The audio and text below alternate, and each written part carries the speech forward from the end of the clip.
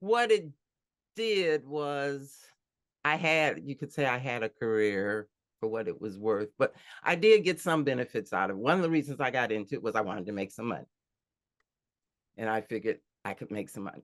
The irony now, as I look at it, there's people, CNAs and secretaries at the hospital are making what I was making as a nurse when I quit. So, so if I had been stayed in, I would have made some more money, but I quit. What happened was I got recruited by this hospital and they did the same thing, the same pattern. And fortunately, I was actually getting ready to do travel nursing, which I don't think me and my husband would have liked really. And I was hired by the local clinic here, which is an Alaska Native clinic. It serves anybody, but it is owned and run, and they're funded in part by Alaska Native funds. And I was hired as a nurse case manager, which was cool in a way, except they never knew. They had hired me because of grant. They never knew what a case manager was. It was just constant change and ridiculousness, which I endured because I had my own office for a long time and I was able to do things and learn things I like. And they had a program with the community, and I actually did a 6-week storytelling for healing workshop. Now we're getting to it, because I was like, okay, what in retrospect, and that's what I was thinking in my mind. I'm like, being able to talk someone through doing a BP cuff, and then here comes the storytelling. So is there an evolution here of all the nursing situations you went through, and now here's the storytelling? Well, actually, the storytelling, that's just in terms of the nursing, I was able to talk to people and listen to them and tell them stories and relate to them. And I really liked working with people. I even liked doing the case management, but nursing in hospitals and institutions is very political. Mm. And that didn't work. And so I got to the point when I was ready for Social Security. I said, I'd love to work part-time. And they didn't start, the pandemic changed everything, at least in this town in healthcare. Everything that people had looked at me funny about. When I got to the hospital, how I got the job at the hospital was interesting though, because I got it through LinkedIn, through a recruiter on LinkedIn. That actually works. I personally don't know anyone who got a job through LinkedIn. Not that I don't think LinkedIn is great, but I don't know anyone personally. Maybe they got it like kind of a bit down the line, LinkedIn through Yeah. but wow. And that was a few years ago, well, more than a few years ago. We've been here 11 years. So, but it was through a recruiter. And so there was a lot of promises made. And so actually I ended up losing money. Mm. And what's interesting through the whole experience is, in my whole life, what I've learned is that my whole quest for trying to make money wasn't working because I was just trying to make money. And now I said, I'm going to do what I want to do, what I'm enjoying. And what ended up happening, interestingly, is that before the pandemic,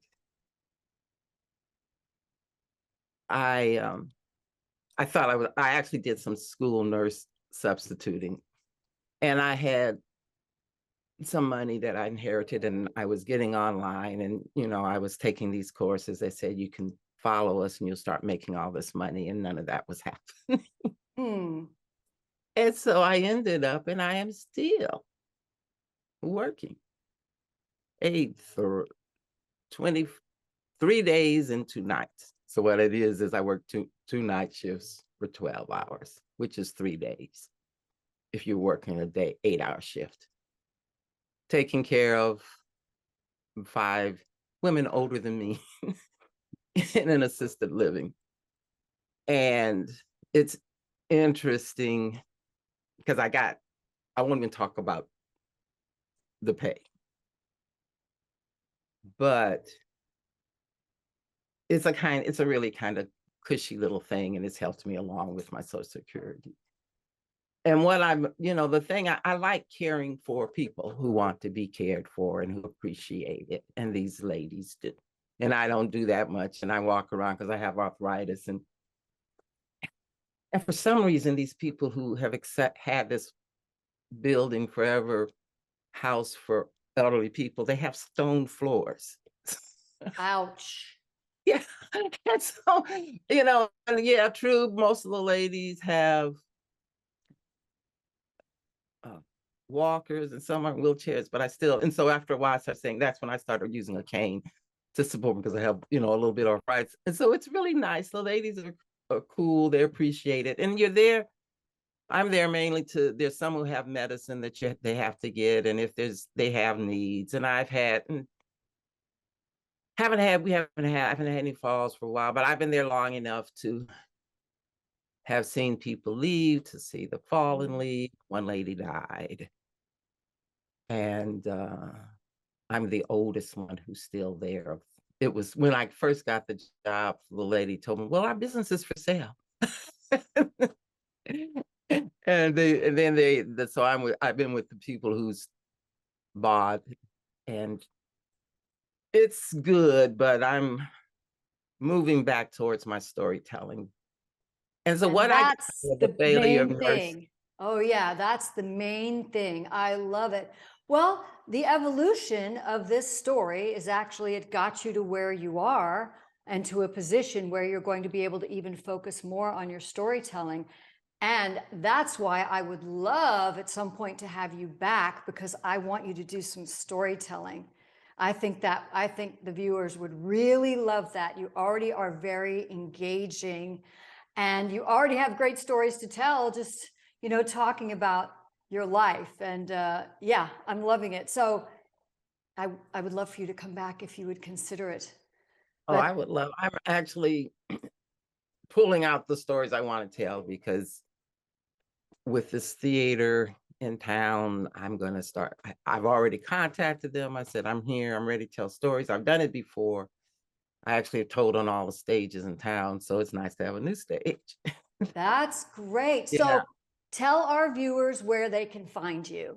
Okay. The Substack right now is the best place unless you want some coaching.